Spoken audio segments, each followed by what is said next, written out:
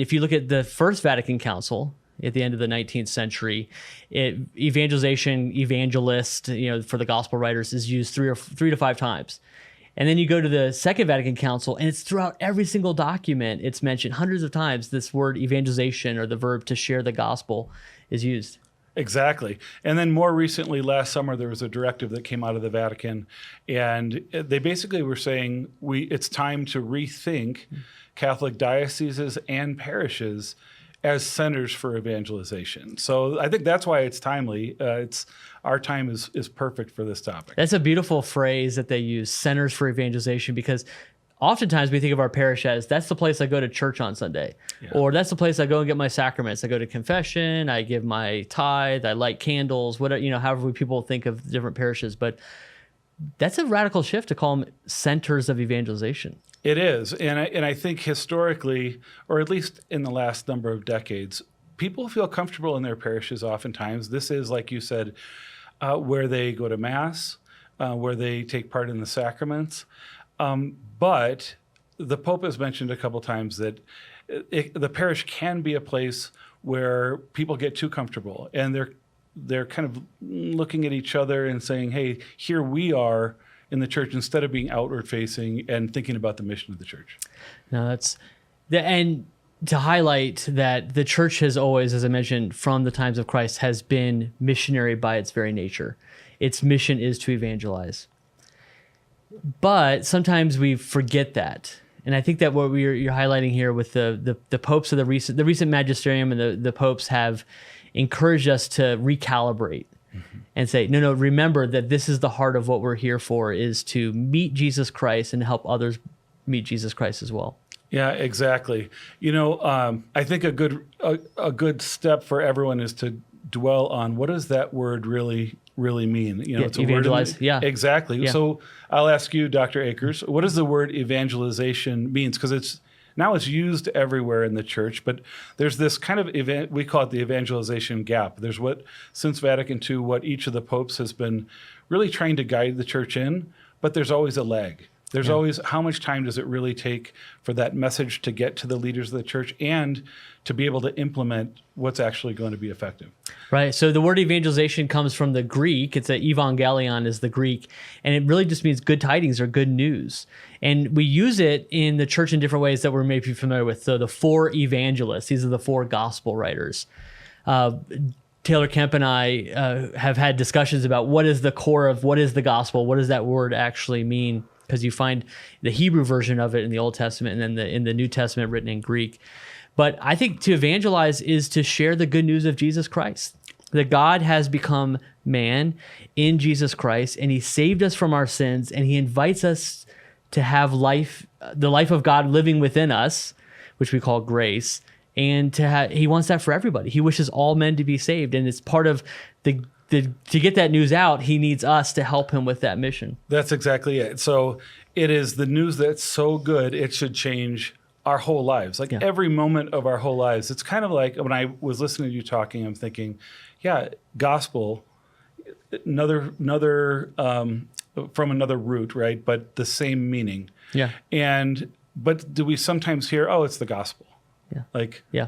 Oh, no big deal. It's just kind of one of those things, right? And evangelization, there's a danger, I think, that can kind of take the same path and it become too familiar for us. But I think what we should think is, this is the news that's so incredible. It gives meaning to our lives, which otherwise, if we're just kind of accidents in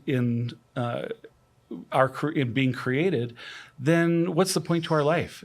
So we were created to understand what the good news is. No, the image that comes to mind is in Acts 17 when they're complaining about the apostles who are sharing this good news of Jesus Christ, and they describe the church and the apostles as the ones who have turned the world upside down.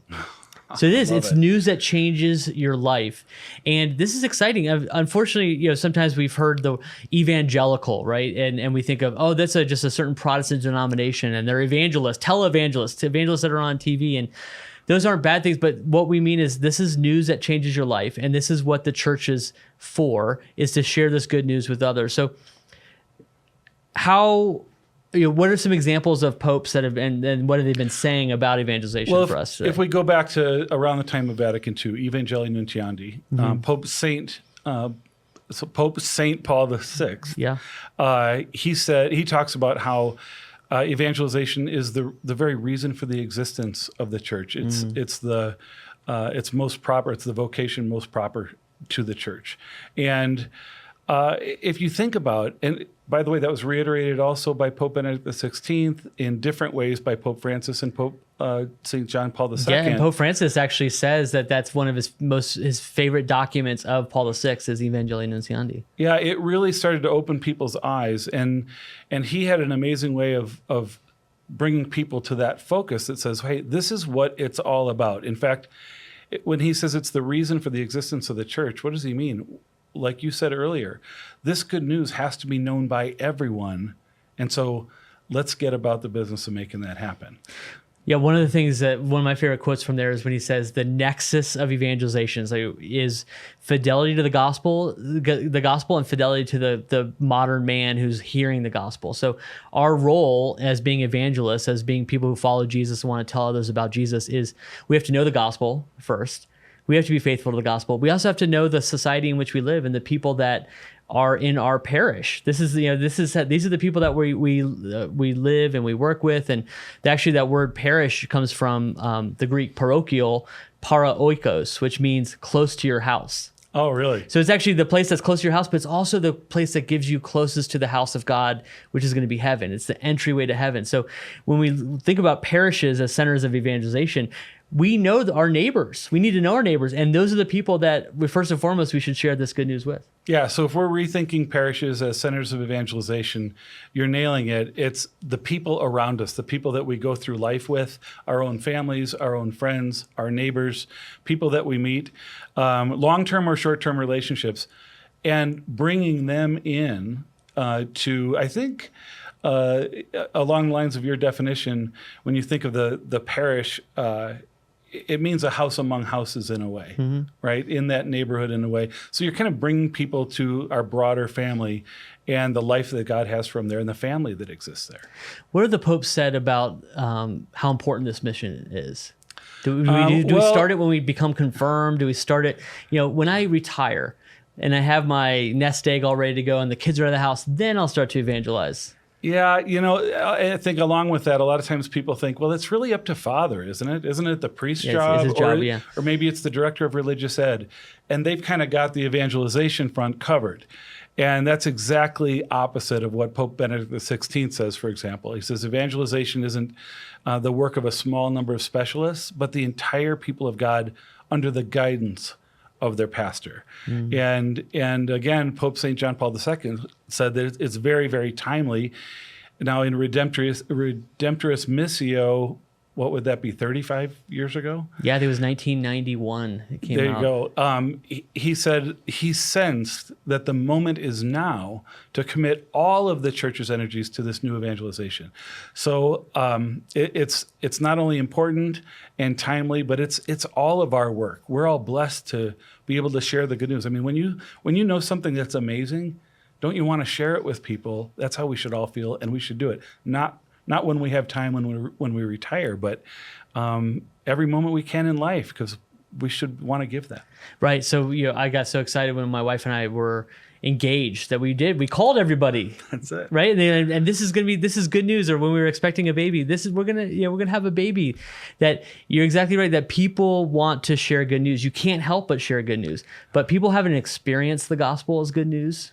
And this is part of the issue. So how do parishes help their own parishioners, first and foremost, experience the gospel as this life-changing experience?